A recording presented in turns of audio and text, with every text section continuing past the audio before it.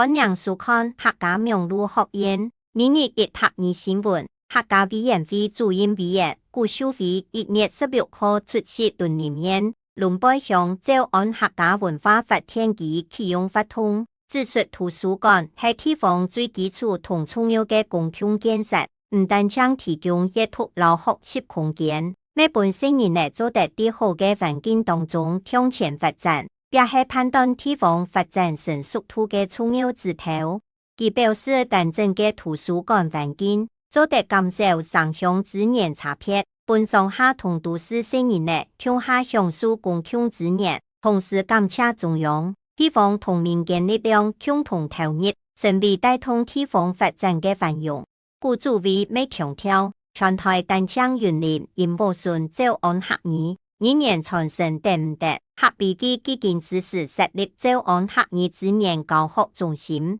未持續同縣府還有學校合作，透過全新嘅圖書館來推動照按學院同客家文化嘅傳承，發揮文化發展基嘅功能，成為地方文化延續發展嘅重要素材。以上係客家名錄學院嘅報道。接下來愛教大家今本日嘅2月1學院就係保順，